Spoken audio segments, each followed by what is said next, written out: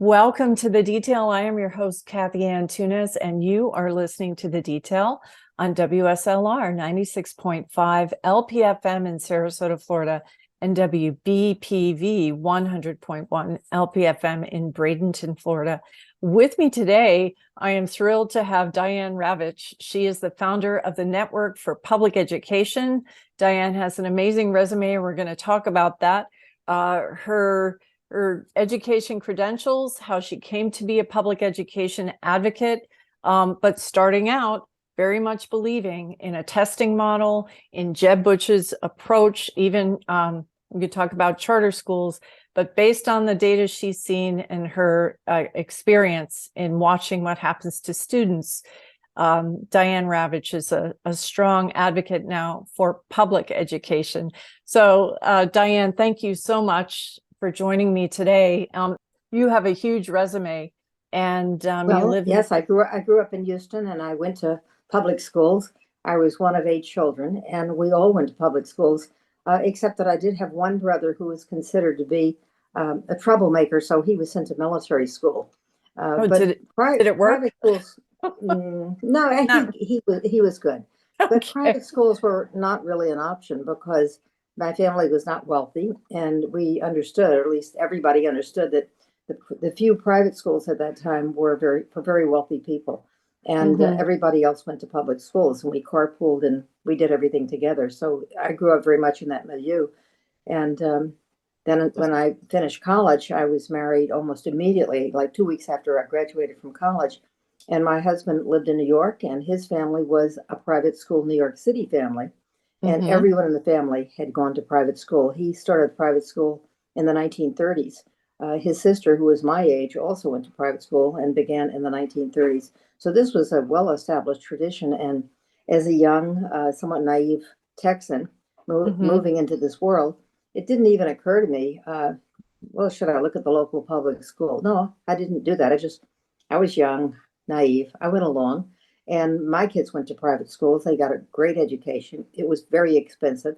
And the issue today, when people say, as Betsy DeVos has often said, or as Jeb Bush has said, well, all children should have the same choice that you had, they're really telling a lie, because what they're offering is $6 or $8 or $10,000. And the school that my kids went to today, the tuition is close to $60,000. I don't know what it was 50 years ago when they first enrolled at the age of 3. But it was on a par, right? It was that level of expense. Right. So what the state of Florida or other states are offering will not allow children to go to elite private schools. They will go either to religious schools that have uncertified teachers, or that are not required to have certified teachers, so they usually don't. Or they'll go to really pop-up private schools that pop up and can make it on that tuition, but may well disappear in another 2 or 3 years. Yeah. Diane, I know you're familiar with the work of Billy Townsend, and recently he wrote an article for the Tampa Bay Times called "The Florida's Great Regression." He documents how Florida children in 4th and 3rd grade are in the top 10 in the nation according to the test scores when it comes to reading and math. But then in 8th grade, 4 years later, they have dropped precipitously in the 20s and 30s. And he calls it the Great Regression because no other state declines to the degree that Florida does. It's the worst regression in the country. And it's been this way for 20 years, actually. It's been this way since the early 2000s. There's a whole discussion to be had about charter schools and vouchers and whether or not they work, and kind of buried in the data that the legislature and our governor here, they're not looking at this really precipitous decline and the factors involved in that. So that's kind of where I want to go to with you. But you started out believing in this approach. You started out accepting, and you served as the U.S. Assistant Secretary of Education. When did you serve? I was Assistant Secretary of Education during the administration of the first President Bush, George H.W. Bush. And at that time, Lamar Alexander was the Secretary of Education. And Okay. before I took on the job, I was a great believer in meritocracy and standardized testing because I had very high test scores. And I thought, if it worked for me, it Mhm. should work for everybody. Of course, I Yeah. forgot the fact that none of my brothers or sisters had high test scores. But that's the nature of test scores. Fundamentally, that some very few will be at the top. Half the kids are going to be in the bottom half. It just stands to reason. So Mhm. the test scores, whether they're state or federal, are very misleading. For one thing, and I'm an exception in this regard, test scores are more than anything else a measure of family income. And I didn't come up Really? from a high income family. Yeah. I learned this. I was serving, President Clinton appointed me to the National Testing Board. It's called the National Assessment Governing Board. And every time the test scores would come in, regardless of the subject, the kids would be arrayed by the level of their family. The kids who had the highest test scores also came from the highest income families. The kids who were lowest income were at the very bottom. And it was like a stair step. You went up that ladder, and every additional $20,000 a year in family income meant higher test scores. Now, it's not hard to figure this out, and it took me a while to realize that this is simply a truism. Uh, Test scores are a reflection of family income, and you'll have some kids who come from ordinary families like mine or very poor families who will excel, but they're the exception. The rule Mhm. is family income and test scores are highly correlated. Now, It's, what the social scientists call SES, socioeconomic status. The kids mhm. at the top are kids whose parents have uh, gotten a library card for them, buy books for them, take them to the library, Yeah. encourage them to be engaged with words, or read Mhm. to them at night when they're very young, Mhm. and engage them in trips and travels and conversation that increases their vocabulary, and they surround them with encouragement to learn. Mhm. You will occasionally find this amongst people who are not wealthy, but again, these are outliers. So that's why Mhm. the test scores reflect the conditions that kids come from. And they're not a very good measure unless you just want to measure family income. Um, if you want to have a high scoring school, it's a very simple formula. Kick Mhm. out the kids with low scores.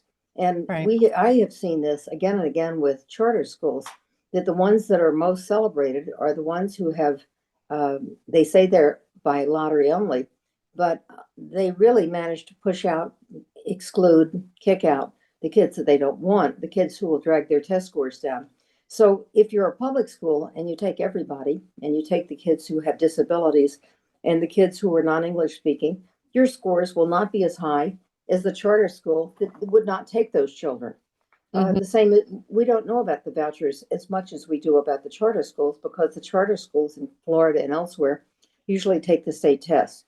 The voucher schools in Florida are completely unregulated, but Wow. there are a lot of voucher schools that have been assessed by the same test scores as public schools. And there have been studies from places like Indiana, Louisiana, Ohio, that show very clearly that vouchers are not a good deal. They're very Mhm. bad for kids academically. The First of all, when you have a universal voucher like the one that your legislature just passed the other day, Yeah. most of those vouchers will go to people whose kids have never been in public school. You're basically passing a program of welfare for the rich.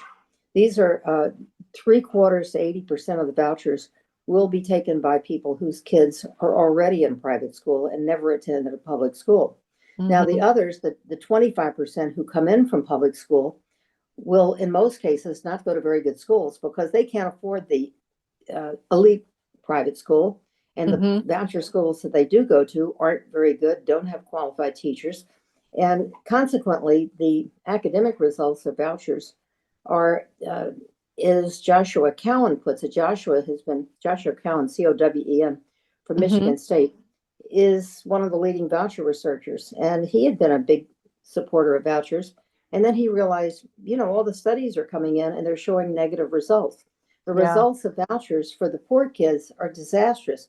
He says they're worse than the than the pandemic in terms of the negative effect on test scores. They're worse than Hurricane Katrina in New Orleans. You The, know, the, and that consequently, the dropout rate, the kids who take the vouchers within 2 years, most of them will be back in public school, but they will have worse scores than when they left.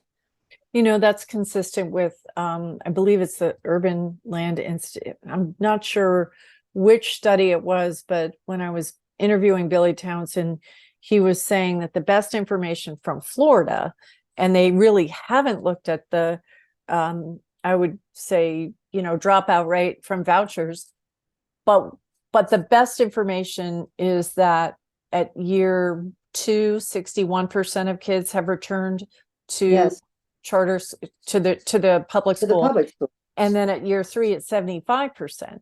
And that information has actually disappeared from the Institute's website, that they're no longer putting it up there, and that the state of Florida isn't investigating it anymore. There's So a this is the great irony about Florida. Florida had initially under Jeb Bush this idea that what it took to improve test scores was very tough accountability. Everybody would be tested, their teachers would be judged by the test scores of their students, school teachers would be punished if the scores didn't go up, schools would be closed at the school. Very tough accountability.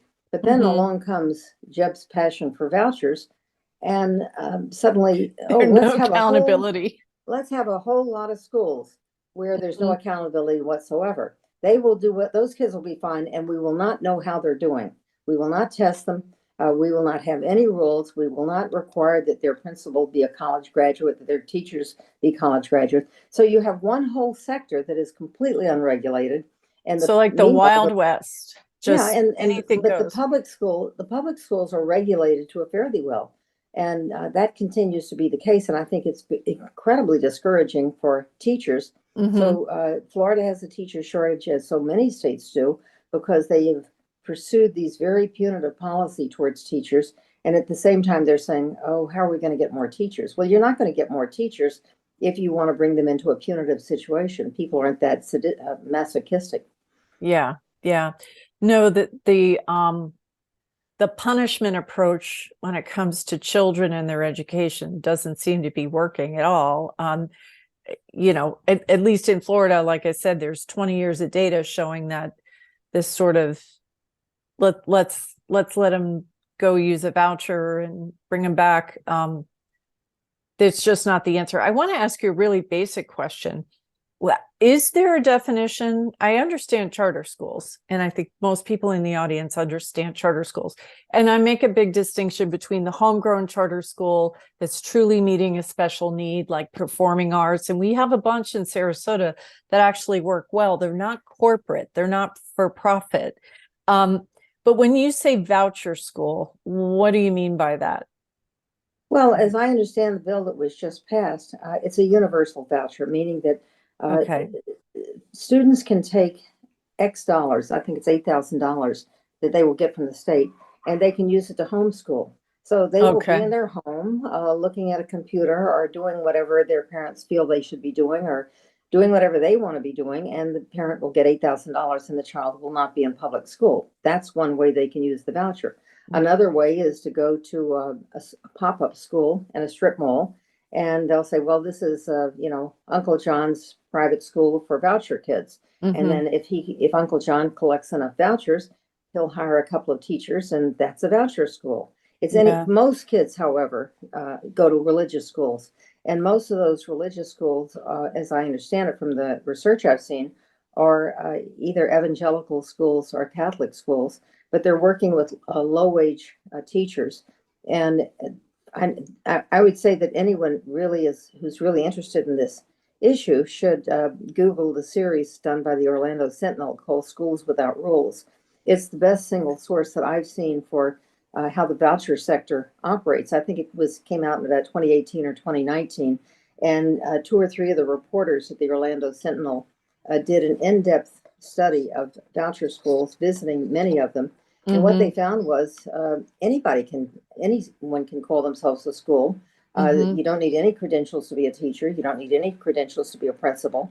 And there are no rules. They can reject anyone they want to reject.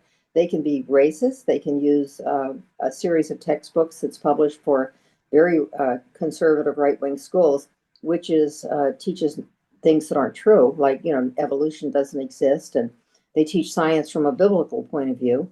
And the schools can reject kids who are gay, families who are gay, staff members who are gay. They can reject people who are not of the religion that's represented by the school. So Yeah. what the state is underwriting is discrimination, segregation. That's what the voucher sector is mostly about today. And because there being no rules, they're completely free of any regulation. They can do anything they want to do and call themselves a school. Yeah, it's actually stunning. I did not realize, and I should have, I spent a lot of time talking about what's going on in education, but the thing I homeschooled my kids for 1 year. It was hard. I found it there, my oldest was 12 at the time. I had a 12 and an 8-year-old. And it was just, we were going to be in this place for 1 year. I don't know that I wouldn't do it again, actually. If I had it, it's a lot really of parents hard had work. that experience during the pandemic, and Mm-hmm. the overwhelming reaction at the time was, I don't know how teachers do it. I don't know how they do it if there are 25 or 28 or 30 kids in a class when I can't Yeah. even manage the 2 that I have, or the 3 that I have, or the 1 that I have. Yeah, And it's tough. But they were the kind of homeschool piece with the voucher, like when you're telling me about that you can get a voucher if you're homeschooling, I mean, this to me could be like a bit of a scam. Like, how do we even know these kids are going to get taught, right? you don't know. You don't know. In fact, there was a scandal just a couple of months ago, maybe a few weeks ago, where someone discovered that there was an online homeschooling program that was training children to be Nazis. And it was a neo-Nazi program. Wow. And the kids were reading from, Mein Kampf and other Nazi propaganda, and they were teaching kids to be good Nazis. All you have Where to do was is Google. this? I think it came out of the Midwest, someplace like Ohio, but there were something like 2,500 parents who signed up for it, who were all over the country, who were homeschooling. And Oh so my your public God. tax dollars were supporting that sort of insanity. Was it But actually like, did the parents know that this was the content of the I course? think that's what Of the, attracted them. oh my I think gosh. that's why because they were very open about their ideology, and that, they had heroic lessons on Wow. Hitler and Goebbels and the other leaders of the Nazi regime. But if you're doing homeschooling, you can do anything you want to do. And for that matter, if you're running a religious school Mm-hmm. and you want to teach snake charming, the state's not going to tell you you can't do that. The other thing I think that it's really important for your listeners to understand is that under vouchers, no voucher school is obliged to accept a child with disabilities. When Yeah. parents, Right. when parents take a voucher, they are giving up their federally guaranteed rights to an individualized education, the IDEAC, that they're accustomed to protecting them. In fact, doesn't protect them at all, because they abandon those federal rights once they leave the public school system. And I think most uh, parents of children with disabilities truly don't understand that. I've gotten into debates on Twitter No, who say, they well, we're don't. leaving the public school system for a voucher because we're not getting all the services we deserve. Well, Mm-hmm. once they go for a voucher, they are not entitled to anything. There are some voucher schools that will be created for kids with disabilities. Whether they're as good as the certified professionals in public schools, I don't know. Yeah. And, I'm sure there must be some good voucher schools, but I just think the principle of voucher schools is a very bad principle, because there's no oversight, no accountability, and no transparency, and no requirements, no regulation. Yeah, regulations kind of over, I don't know, since Ronald Reagan, it's been vilified as a dirty word, right? But the reality is, regulations are standards. If you're going to Sure. accomplish anything, you have to have standards. Can you tell me what were there turning points in your service under Lamar Alexander when you were Assistant Secretary of Education? Can you point to specific examples where you started saying, you know what, I don't know if I'm on board with this approach anymore, the testing Well, approach? quite honestly, I didn't have any revelations when I was serving in Lamar's administration. I had never been a voucher supporter, but I was very intrigued with the charter idea, and the charter Mm-hmm. idea emerged during the time when I was in the Bush administration. It really bubbled up in the late 1980s, and one of its advocates at that time was Albert Shanker, who was a friend of mine. And Shanker was the president of the American Federation of Teachers, and he had a vision of what a charter school could be. He saw it as a school run by teachers, as a school that was unionized, and as a school that had the support and encouragement of the other teachers in the school, kind of a small school within an established school where they could try different things. He saw the charter schools as being primarily, if not exclusively, focused on the kids who were bored and turned off. And he said, Yeah. you know, you go into a classroom and you'll see maybe 60 or 70 or 80% of the kids are really engaged with the teacher. And then there's always those few kids, 20%, 25%, who have their head down on the desk and they just Mm-hmm. don't care and they don't do their homework. What if we could create this thing called a charter school where we could reach Engage those them. kids and Yeah. let's just give the teachers full reign to try whatever they can within the school system and call it a charter school, but they'll be free of all these rules and regulations temporarily. Of course, these are all certified teachers. He didn't say, let's turn it over to profit-making organizations. Mm-hmm. He was a great exponent of this idea for charters. And I would say he died in around 1996. Around 1993, he turned against charters because he realized that the charters that were emerging were being run by businessmen. Mm-hmm. They were non-union, and he concluded that what charters were turning into was a way not only to demolish public education, but to demolish teachers' unions. And he was the president of the The American teachers' Federation of unions. Teachers. So that's the Mm-hmm. last thing he wanted to do. So he said, well, before he died, he wrote several columns saying charters are no different from vouchers. Well, they are different because they are semi-regulated. Vouchers are totally unregulated. But you asked me about Yeah. my own personal experience, and I was very much pro-charter. I came after I served in the first Bush administration. I returned to New York. I was very active in several very conservative think tanks. One of them is the Thomas B. Fordham Institute, which is pro-voucher, pro-charter, pro all the things that I'm against now. And Mm. another was at the Hoover Institution. The Hoover Institution, which is part of Stanford, is a very conservative think tank. And I was in a group with the most, I guess, prestigious conservative intellectuals in the education realm. Eric Hanushek, Caroline Hawksby, Checker Finn, and there were 11 of us, and we would put out reports, and we were encouraging more charters, more testing, more high stakes. And I think it was my experience at Hoover that really got me rethinking a lot of my ideas, Mm. because I would sit with these great minds, John Chubb and Terry Moe, and they had written a very popular book in the around 1990, arguing on behalf of choice, and the choice would be the great corrective to American education. And it What was a was the huge name of that book? Politics, Markets, and Democracy, I think was the title. Okay. It came from the Okay. Brookings Institution. And Oh, it okay. argued that the problem with American education was that school boards were so bad and they were, slowing down the progress to innovation, and the charters would be very innovative and we could get rid of these political uh, things that prevented Mhm. schools from innovating. Well, Okay. so we then began to have a burgeoning charter sector.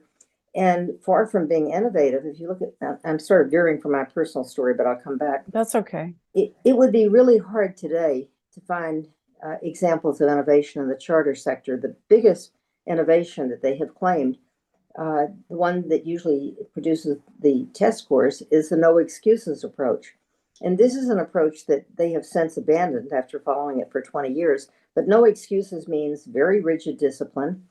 Children stare at the teacher at all times. You have to track your eyes on the Mm. teacher. There's a Wow. whole slogan from the KIPP schools about how you have to sit a certain way, dress a certain way, walk a straight line, and be on task at all times. And if you, long list of rules about how to behave. It Wow. seems to Okay. be, in retrospect, a behavioral program, particularly for Black and Brown children. Meaning, Mm. if you learn to behave and promptly obey, you too can gain um, white middle class culture.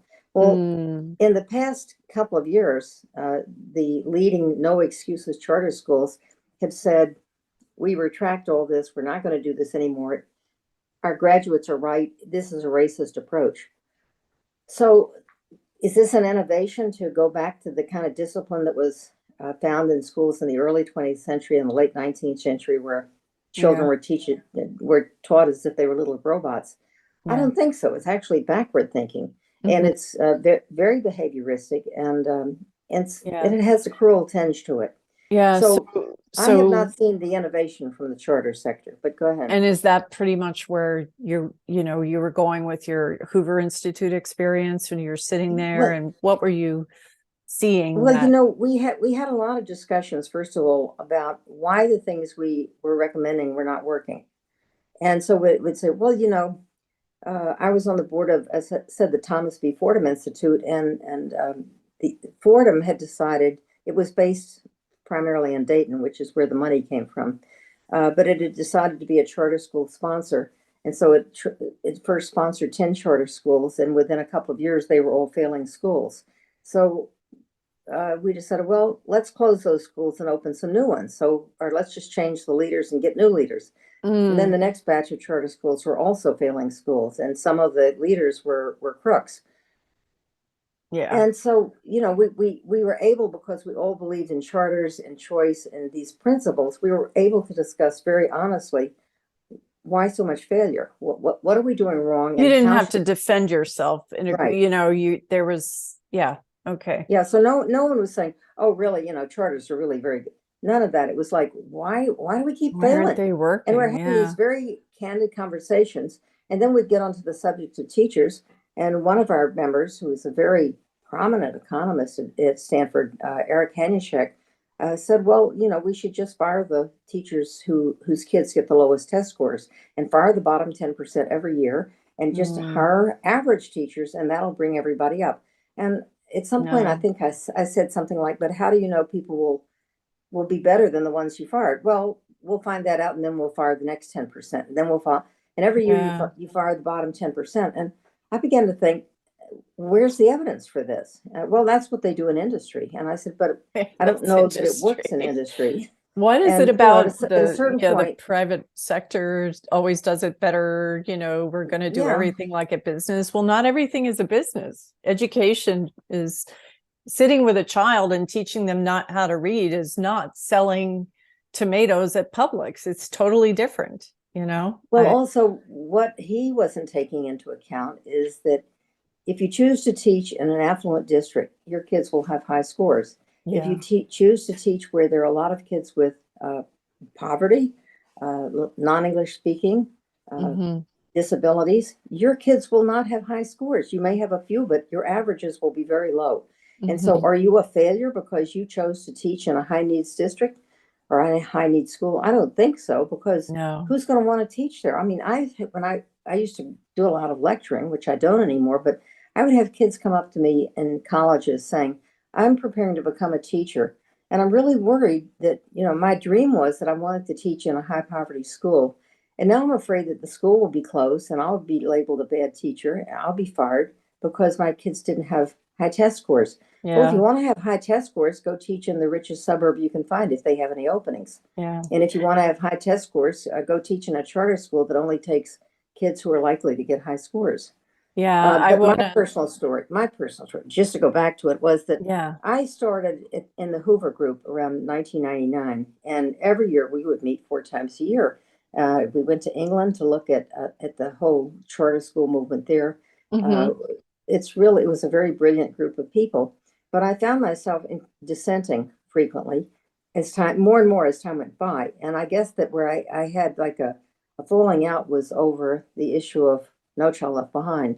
No Child Left Behind had been passed in 2001. The Hmm. second President Bush signed it into law in January of 2002. Hmm. And by 2006, people were saying, all right, it's been there for 5 years. Is it working? And I started looking around at different places and thinking, well, I don't see the evidence of it's working. And I went to a conference at a conservative think tank, the American Enterprise Institute in DC. And there were a dozen people giving papers, all of whom said, well, it's not working in Miami. There's so much choice there that it didn't make any difference to add more choice. It's not working in this state. It's not working in this city. And they just wrote, New Jersey, it's not working. The after school tutoring is not working because what the after school tutoring program did was to generate a whole new industry of people who weren't educators, who saw a way to make easy money tutoring kids after school, Yeah. but having no qualifications for doing it. And at the end of that, I remember that was like in November of 2006. And that was like a turning point for me because I thought, well, No Child Left Behind isn't working. I mean, what does working mean? Getting higher test scores? Well, we know that one way you get higher test scores is by cheating, and there's a lot of cheating scandals now. Mhm. Another way is by narrowing the curriculum, getting rid of science, getting rid of history, getting rid of So recess, getting rid dumbing of it down. art. Or Yeah. no, just focus on reading and math. And Oh, okay. and instead Okay. of having a well-rounded education, focus instead on Narrow education. testing, I a very see. narrow reading and math education, and then Yeah. give lots of tests. So the testing industry is just booming because Mhm. suddenly it became necessary, de rigueur, to give pre-test. And so kids would be tested multiple times a year to prepare them for the real test. Yeah. And school itself began to change. It Yeah. became just a place where you go to get tested. Yeah. And Then then that's they, a shame. Yeah. and For when you children. consider what I first said about testing, which is that it is a reflection of socioeconomic status, the rich kids said, we're great. We get everything we deserve because we're really smart and we come from great homes and our test scores are high. The kids in the bottom felt Mhm. like, why even try? I was in the bottom half last time. I'll be in the bottom half next time. It's And so I demoralizing. think it had a very discouraging impact on teachers, on children. And then No Child Left Behind was quickly followed by Mhm. Race to the Top, which just doubled down on all the same strategies. Yeah. So the point at which I really began to look askance at all the things that I had been advocating for 30 years, basically, was in 2007, 2000, end of 2006, 2007. And I began to think, the charters are not a revolutionary idea. It's just going Mhm. to create a sector that's going to be bought into by for-profit businesses, which is in fact what happened, and Mhm. by charter chains. I hate the idea of charter chains, Yeah. and now they are very successful. They're all over the country, and I Successful think for that their themselves, right? yeah, Not and for the kids. even when they're Yeah. nonprofit, they frequently give all their contracts over to a for-profit. So you have to look behind them to see who's really Who's managing their profiting? money. I Yeah. mean, there If are I need for-profit. to break in real quick, Yeah, if you're just joined us, you're listening to The Detail on WSLR 96.5, LPFM in Sarasota, Florida, and WBPV 100.1, LPFM in Bradenton, Florida. It's that time of year again when the Sarasota Film Festival brings the glamour of Hollywood to the Suncoast, celebrating its 25th anniversary. The festival will run March 24th through April 2nd and include film screenings, red carpet events, Grammy and Academy Award-winning stars, and conversations with featured filmmakers. Screenings will be held at the Circus Arts Conservatory, Birds Court, Sarasota Municipal Auditorium, Cinebistro, with a closing night film premiere and awards extravaganza at the Sarasota Opera House. The full schedule and tickets are available online at sarasotafilmfestival.com and in person at the Sarasota Municipal Auditorium box office. And with me is Diane Ravitch. We're talking about education and her vast experience in the model that is actually failing, this charter school voucher model, which she fully bought into and supported and promoted, and you even created with people and came to realize, you were just saying in 2006 2007, that this really wasn't working. Diane, I want to ask you, because people will say, oh, she's so liberal, she's this, she's that, but you were fully on board and had been for decades before you changed your mind.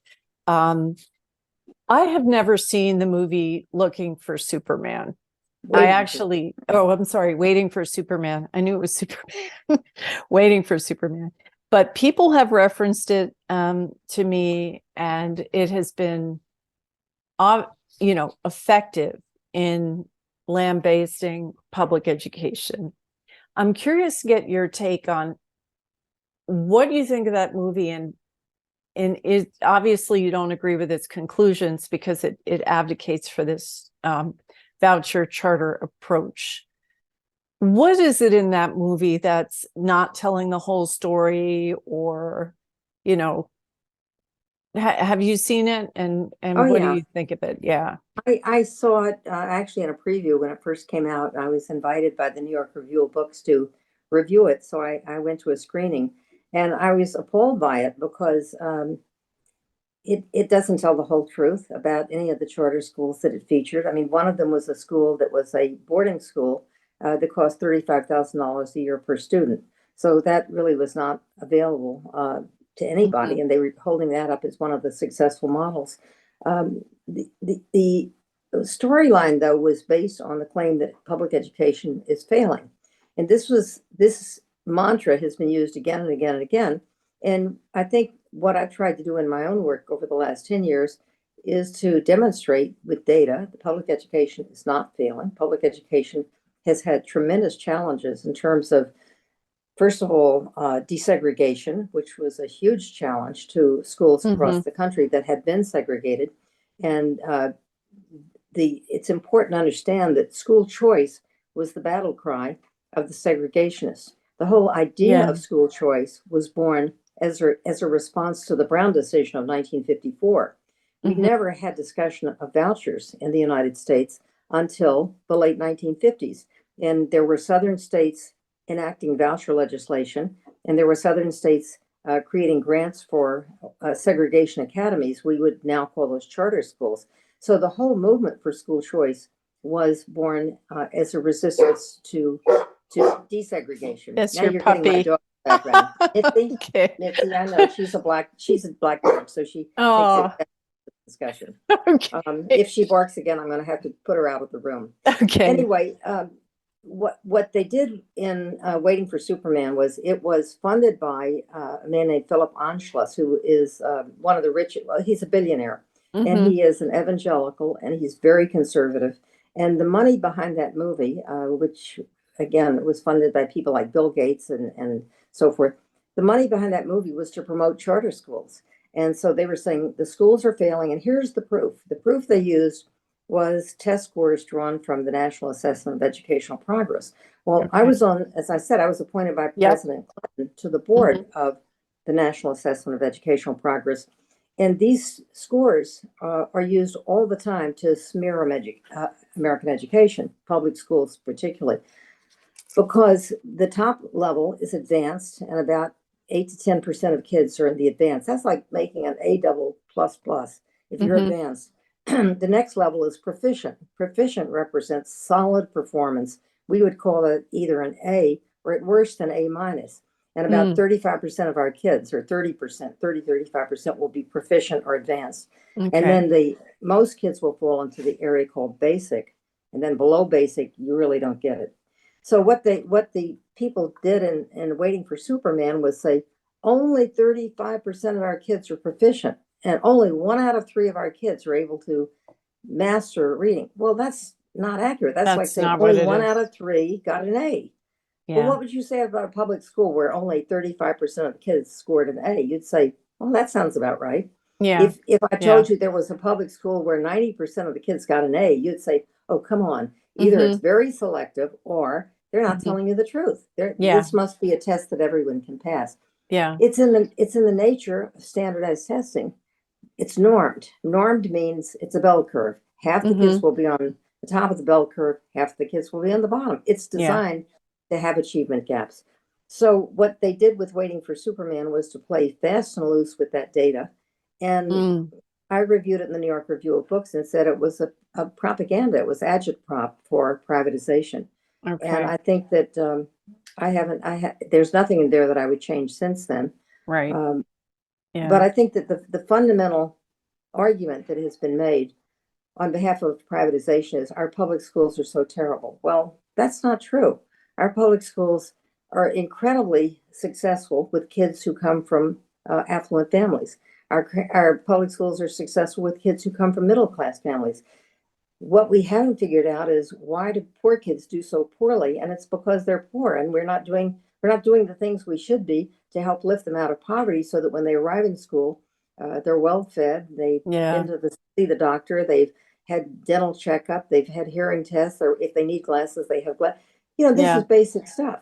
Yeah, it is basic stuff. I had a colleague, and I worked in sales, and she had been a teacher and she loved teaching. But she left, and I was asking her about it, and she loved the children, she just thoroughly enjoyed it, but it was so discouraging.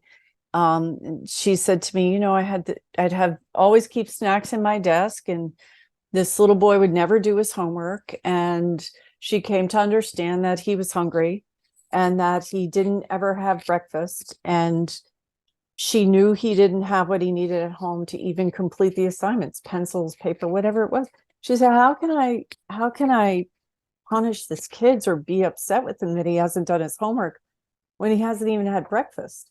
So she would feed him in the morning. And this is the problem, right? This Yeah. is really the problem. And Well, it's not like they're talented kids, right? I don't think God said, well, you guys aren't going to be able to do any. What is an effective approach? I mean, have you seen communities that actually do it right, and schools that get it right for kids who are disadvantaged? well, I've been impressed with the model of the community school, and I think it's something that many communities where they're given the permission to do so have been putting into effect. And that is a school where there's a food pantry where kids can, if they haven't had a meal, they can get breakfast, they can get lunch. Their parents can come in and get food if they're If in they need. need to. Yeah. Right. And, it's funny because my background is that I am a historian of education. And in a way, the community school model goes all the way back to the early 20th century, because there were at that time, especially in big cities, concentrations of very poor kids who were white. They had come from Russia, they had come from Poland, they had come from Mm-hmm. all over Europe. They didn't speak the language, Mm-hmm. and their parents were very poor. They were immigrants. And the schools would do all of these things. They would have doctors on staff, doctors and nurses on staff in the schools. They would have health screening. They would have special program for kids who had tuberculosis. I mean, there was a whole range of community programs recognizing the fact that kids can't learn if they're sick or hungry, and Yeah. if they're living in a rat infested apartment, which unfortunately we have that. I Yep. think about the fact that the Biden administration expanded the child tax credit from 2,000 a year to 30, I think it was $3,600 a year. And During within a COVID. year, Yeah. yeah, the child poverty rate Just was went cut in down. half. Mm-hmm. And, that's the most dramatic impact I've ever seen in a federal program, but Congress didn't renew it. So if it would be that easy to cut child poverty in half, why don't we do that? That seems like a very easy fix, but we're not doing it. So Yeah. clearly, schools can do a lot. Teachers are incredibly important. I mean, so many kids have had their lives changed by a caring, dedicated teacher, but there are still these structural issues about poverty that we as a society have to address. And when we look Mm-hmm. at the happiest countries in the world, the happiest is Finland. In Finland, they don't even have testing in grades K through 9. I think the Really? first test that kids ever encounter is the end of ninth grade, The because testing is only standardized testing. right, standardized testing. The Yeah. teachers make their own test, and they put a huge emphasis in Finland on teacher autonomy. They know what the national curriculum is, but it doesn't direct their everyday. Teachers have tremendous leeway, and they put a huge emphasis nationally on the arts and creativity and physical Yeah. exercise. The Mm-hmm. kids have a break. They have a break between every class where they run outside and they run and play, burn off That's steam. The really teachers get a good. break between classes. And Mm-hmm. Recess is really important, and It the is arts are really, really important. I'll tell you, as the mother of And boys, I mean, I could see how the classroom was not set up for them to be able to have that time to, just get out there and run around. I was told my kids were hyperactive. It would depend on the teacher, actually. One year they'd Mhm. be hyperactive, the next year they wouldn't. And I knew it was because, they need had all exercise. that energy. Yeah, exactly. They do. Well, Finland's supposed to be the happiest country in the world, according to Mhm. every year after year it is. And Yeah. their schools, I've visited Finnish schools, and it's simply amazing. The plays, the musical performances, Oh, these are the things they value. And they do have a lot of physical exercise. And the teachers are professionals. They have the teacher's room. It looks like the principal's office. In many American schools, there is no teacher's room, or if there is, it has a raggedy old couch in it if they're lucky. But, we don't respect teachers. We don't pay teachers enough. no. And we have taken, because of No Child Left Behind, Race Hmm. to the Top, and now what we're doing now, it's really hard to run a school that's doing the right thing because the federal laws say you will be judged by your test scores more than anything else. So that Yeah. has to change. I mean, we're like in a zombie position right now where we're just following in the footsteps of something that was passed 22 years ago, and it's time to renovate. Yeah. And it seems like there's, when you give examples of why aren't we looking at places where things work? Why aren't we looking at other cultures and examples where, or even our own past, like the community schools that you talk about, where, Mhm. I mean, I remember seeing when I was a kid, the photographs of kids getting their polio vaccines. They were in school when Right. they were getting vaccinated. Of course, vaccination's a whole nother thing, right? That Oh, people well, are all freaked out if about if today, if you look at life-saving state as it state is. laws, every state has a long list of vaccines that kids have to take before Yeah, they're admitted to any public school. yeah. And So, I, I mean, yeah, this is part of the insanity of our time. The idea that we're going to have a pandemic, and somehow you have a choice about whether or not to follow public health guidelines. That was not an issue in the polio epidemic. We had vaccinations for chickenpox, yeah. measles, mumps, diphtheria, polio, on and on. It's about 8 or 10 mandatory vaccinations, but not Yeah. COVID. No, no. Yeah. So there's definitely a disconnect in how we're thinking. I want to go back to Jefferson County, New College of Florida. We have the former Secretary of Education, Richard Corcoran, is now the president of New College. And he presided over, when he was Speaker of the House for the state of Florida, he and Manny Diaz worked for academia. He is now the current Secretary of Education, but they advocated for Jefferson County Schools, which is a rural county, and it's a small school district going completely charter. Academia took it over. They called it Somerset Academy, but it was academia. Third grade, Corcoran gave a talk to Hillsdale College. And of course, third grade reading scores truly are a bellwether, can be of how a child will do. It's important that we get kids reading by third grade. I don't know that they're forever lost, but the data is not good if they aren't reading by third grade. So Richard Corcoran, when they took over Jefferson County Schools, third grade reading proficiency, according to the Florida assessment, was at 41%. In 2022, after 5 years of academia running the show, and they were gone, like they said, we're not going to stay. Third grade reading proficiency was at 19%. And so you're going from 41, which was among the lower in the state, down to 19%. And I think it's a great example of when charter schools can't cherry pick their kids, when they Mm. have to take everyone. They had to take everyone.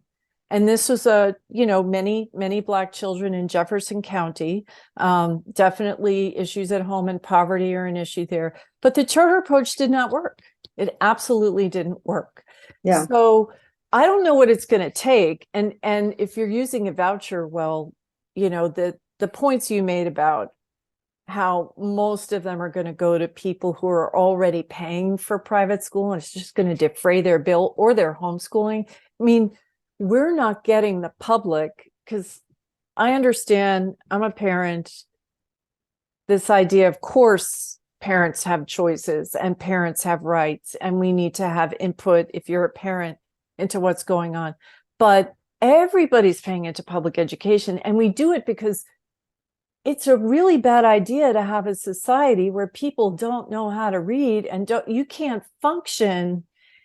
You want your nurse to be able to, understand and calibrate your medicines. You want the person at the checkout counter to make change.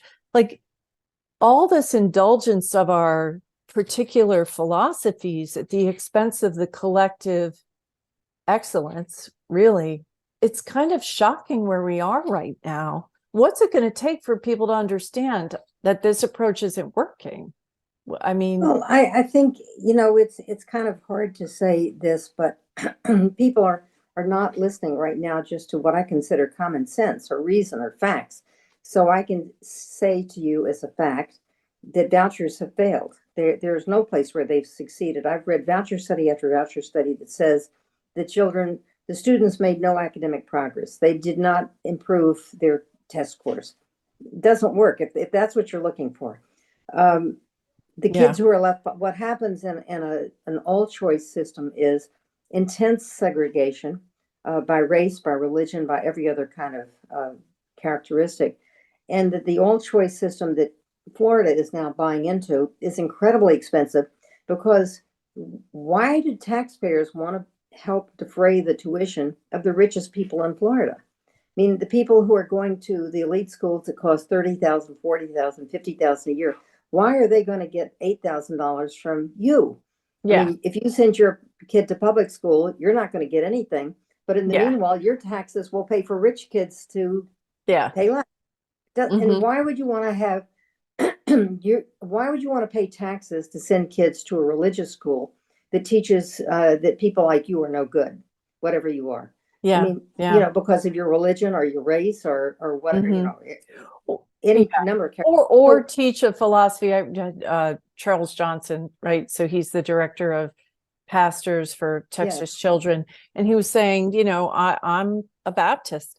I really don't want my tax dollars going teaching about, you know, Mary and the Virgin Mother. That's not my faith. So it's not yeah. even necessarily that the other faith is bad. It's just I don't believe it. Why Yeah, should I well, fund it? you have to get to what are the reasons to support public education. Yeah. The first is the one you mentioned. I don't want to live in a society where so many people don't know how to read and don't know how to do mathematics that we're a stupid country Yeah. because that can't be good for our future. I mean, No. I won't be here much longer. I'm going to be 85 soon. So I have a limited You're time in this country. Why am I worried about what might happen in 15 years, 20 years from now? 20 years from now, we're going to have a dumbed down population. I don't want that to happen to this country. I love America. yeah. Uh, so the first thing is you don't want to have stupid people all around Yeah. because we're willing to pay for education. I think the second reason and the argument for public education is we have never been more diverse as a society than we are today. When public education was created, uh, there were whites, there were blacks, there were people from different European countries, there were people who had arrived enslaved from Africa, but there wasn't a whole lot of diversity. There were either white schools, segregated black schools. Hmm. Today we have people from all over the world. I mean, I was talking the other day to a principal of a high school in Nebraska. They have 30 different language groups in that school. They have Wow. kids from Iraq. They have kids from Kurdistan. I mean, it's from all over Asia, from all over the Middle East, Wow. and they're in Nebraska. So Wow. if that's That's Nebraska, what's it like in Florida? What's it like in New York? It's our country is more diverse than ever. And hmm. we have like two paths ahead of us. One is let's let everybody segregate themselves into being with people only like themselves. I don't think that's a very good recipe for the future. I would No. like to think of public school as being the place where we all have a chance to meet and to find out that other people are just like us, have the same hopes, desires, different holidays, Hmm. different things they celebrate. They may have a different religion. And Hmm. ultimately, we all speak English. We all have to learn English to communicate. Yeah. But Yeah. public school is where you learn about democracy. And public Yeah. school has always been, especially for minority groups, a place where minority groups have an opportunity to have their first experience in political life, to become a member of the school board, to go from being a member of the school board to being on the city council, to go from the city council to Congress. I mean, this is the progression that people Hmm. make in American life. To eliminate all of this and say you're only going to go with people that share your religion. I mean, I'm Jewish.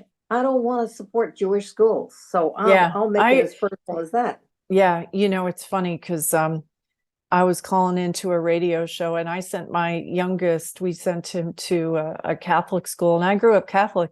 And I'm like, I don't want a voucher for me to not, I'm paying, and they were so like, why wouldn't you want? No. But if, as you have, and as I have, I went to public schools in Westchester County, New York. I was very fortunate. They were great.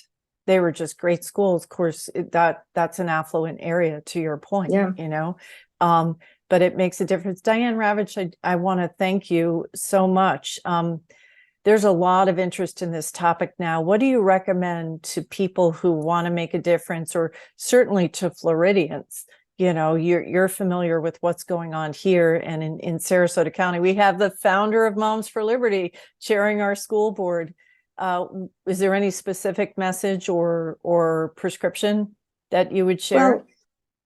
Well, not to be too vainglorious about this, but I would recommend, first of all, that you read my blog, which I publish every single day. I have 3 items a day. I have an incredible amount of stuff about Florida. I read the Miami Herald and the Orlando Sentinel every single day. And I'm just overwhelmed with how reactionary your governor is, and how the legislature is so willing to do whatever he wants. And Yeah. I think that his campaign against woke is just horrible. His campaign against gays is terrible. I mean, almost everyone I know has members of their family who are gay. Yeah. And they see that they're just like them. They're regular people. And it's ridiculous. It's reminds me a little bit, I hate to say this, of the 1930s. Oh, no, you could say it. A lot of people have said it. I've said it. Well, I think there's concern about him. No, I think that Governor DeSantis is fundamentally a fascist, to be quite honest. He's picking on the most vulnerable, least powerful group, in this case, the transgender kids. I don't happen to know anyone who's transgender, but I think you should just let people live their lives, and let women make decisions with their doctors, and not have the government step in and tell everybody how to live their life. And I think that he is exercising power into people's personal lives that I find deeply offensive. He wants to exercise thought control. What he's done at New College is an absolute outrage.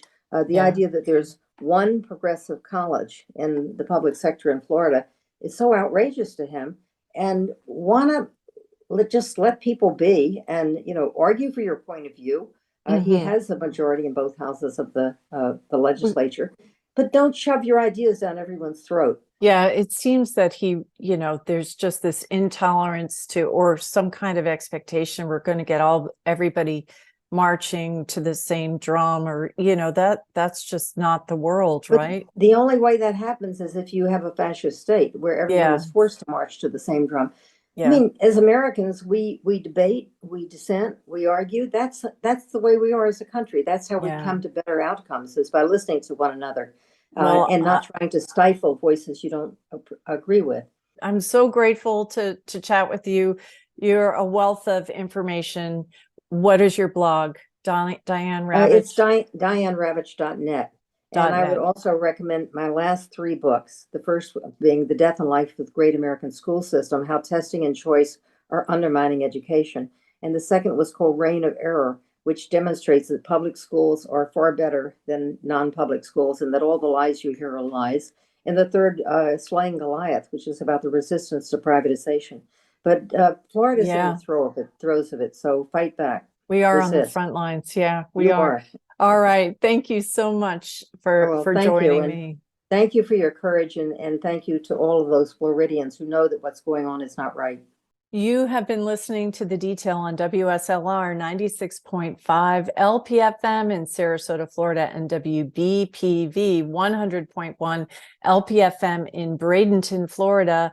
Be sure to stay tuned for more great public affairs programming here on WSLR. And it is that time of year again when the Sarasota Film Festival brings the glamour of Hollywood to the Suncoast, celebrating its 25th anniversary.